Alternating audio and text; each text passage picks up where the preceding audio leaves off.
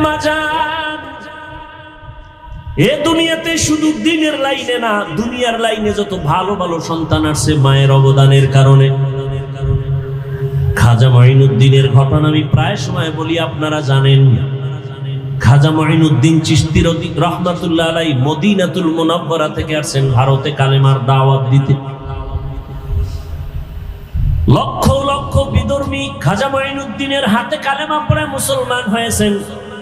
মঈনুদ্দিনের দিলটা বড় খুশি। আম্মা জান বলেন, ও মঈনুদ্দিন এত আনন্দিত কেন? বলে, লক্ষ লক্ষ বিধর্মী কালেমা পড়েছে, অনেক আনন্দ। মা কয়, তোমার আনন্দ করার কিছুই নাই, সব আমি মায়ের অবদান। খাজা মঈনুদ্দিন চিশতি আজমিরি রহমাতুল্লাহ আলাইহি বলেন, আম্মা জান আপনার অবদান কি? মা চোখের পানি ছেড়ে বলে, ও বাবা মঈনুদ্দিন, তুই আমার গর্ভে যখন আসছো আমি এক রাতও ঘুমাই নাই। আমি সেজদায় পড়ে আমি মালিকের দরবারে কান্না করে দোয়া করেছি, ও দয়ার মালিক, আমার গর্ভের সন্তান তোমার ওলি হিসাবে দুনিয়ায় পাঠাইও। এই আমার সন্তান মঈনুদ্দিন, তুই দুনিয়াতে আসার পর আমি মা তোকে যতদিন পর্যন্ত দুধ পান করাইছি, আল্লাহর জাতের কসম, একটা ফোঁটা দুধও আমি তোর মুখে বিনা অজুতে দেই না। খাজা মঈনুদ্দিনের মা কান্না করে, বাবা এক ফোঁটা দুধও তোর মুখে বিনা অজুতে দেই নাই। একটু চিন্তা করতে পারেন, এই মায়ের সন্তান জগৎ বিখ্যাত হবে না তো কে হবে?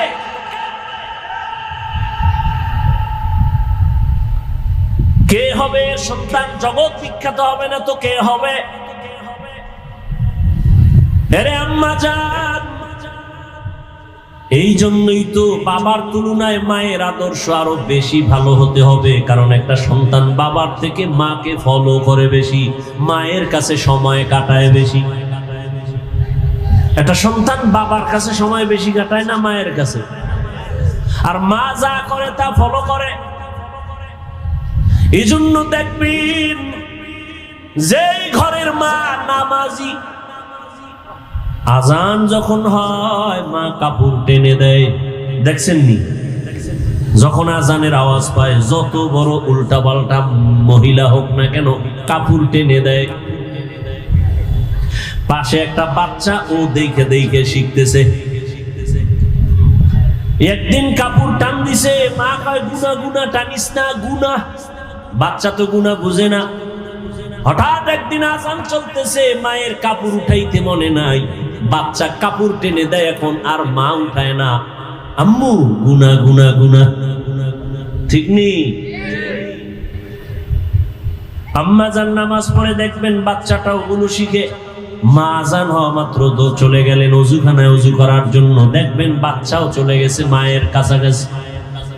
মা সুন্দর করে অজু বানাইলেন, বাচ্চাটাও মাকে দেখে দেখে অজু করতে গিয়ে আধা গোসল করে ফেলছে। মা যখন যায় নামাজ বিছাইয়া নামাজে দাঁড়ায় গেছে, বাচ্চাটাও মায়ের পাশে দাঁড়ায় গেছে। মা হাত মুখে বাইদা আলহামদু সূরা পড়তেছেন, বাচ্চাটাও বুকে হাত বাঁধছে।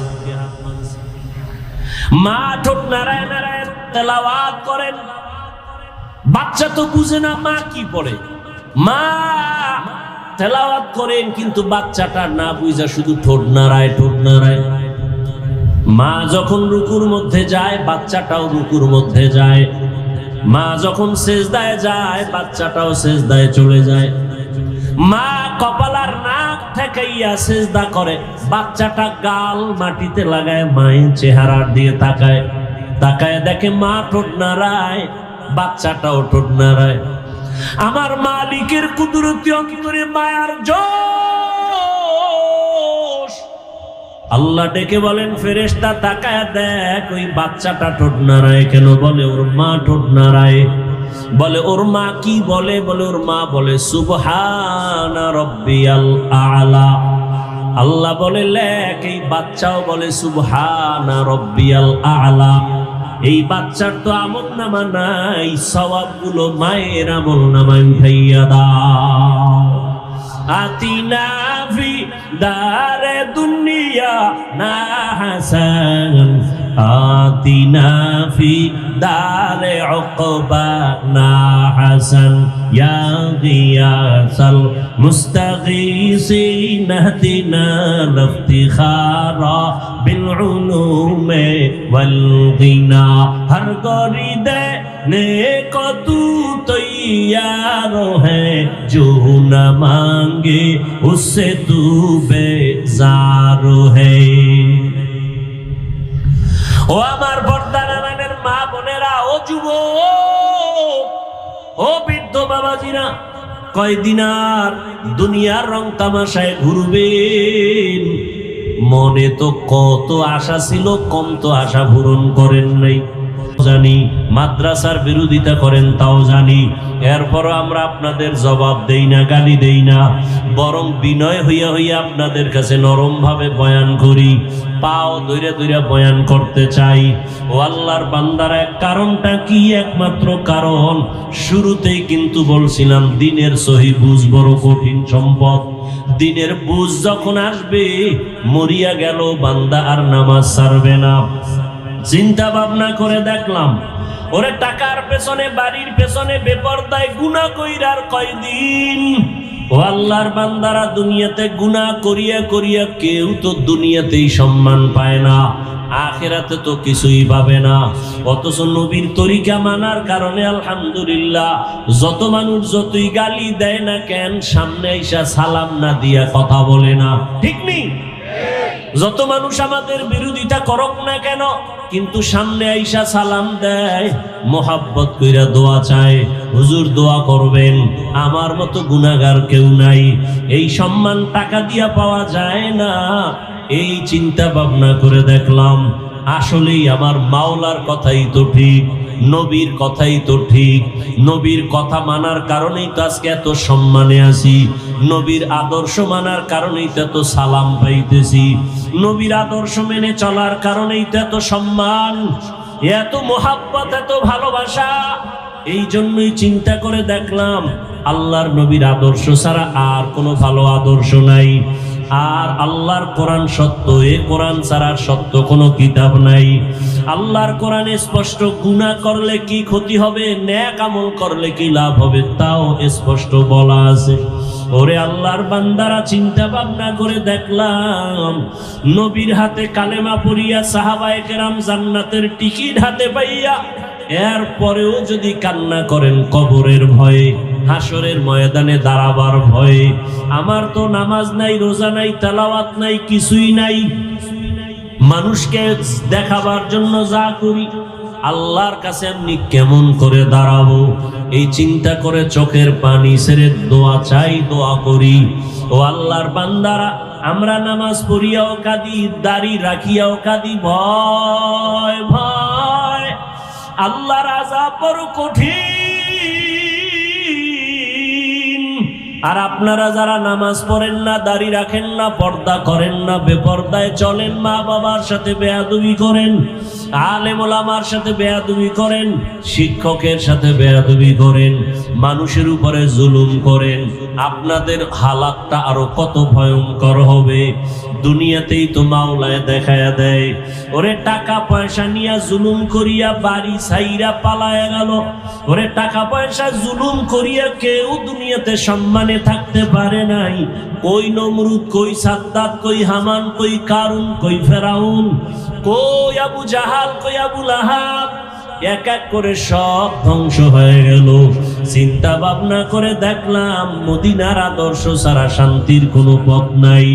ও আল্লাহর বান্দারা, এই জন্যই তো তাকায় দেখলাম, কত মানুষ যদিও মাদ্রাসায় পড়ে নাই, কিন্তু এরপর অনেক সম্মান। কেন বলি? স্কুলে পড়িয়াও নামাজ ছাড়ে না, কলেজে পড়িয়াও দাড়ি কাটে না, বেপর্দায় চলে না।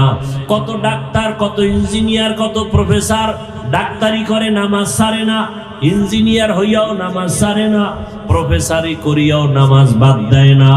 চিন্তা করে দেখলাম, তারাও তো আমার মাওলার দিনের বুঝ পেয়ে গেল।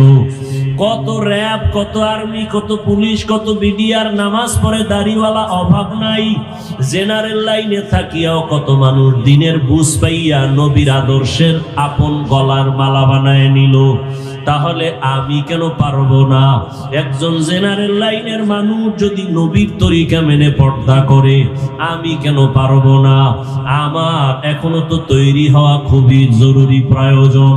ও আল্লাহর বান্দারা, আল্লাহর কোরআন সত্য, গুনাহগারের আযাব হবে তাও সত্য।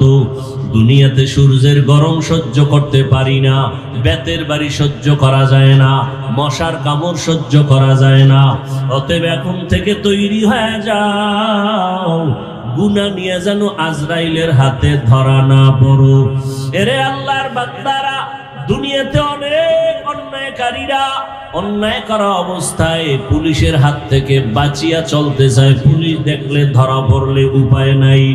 ওরে যারা গুনাহগার, আল্লাহর ভয় অন্তরে জমা করিয়া তওবা করো, কারণ গুনাহ অবস্থায় যদি আজরাইলের হাতে ধরা পড়ো, কই ছেলে, কই মেয়ে, কই বাড়ি গাড়ি কিছুই না, সাদা 3টা কাপড়ের প্যাকেট বানায় কবরে নিয়ে যাবে। আজকে আমার এত সম্মান, এত কিছু, কেউ আমার নাম নিবে না। তবে মানুষের সাথে যদি ভালো ব্যবহার করি, জুলুম না করি, মানুষের সাথে ভালো আচরণ করে যাই, আল্লাহর হুকুম মতো চলে যাই, মানুষ তখন দোয়া করবে, স্মরণ করবে।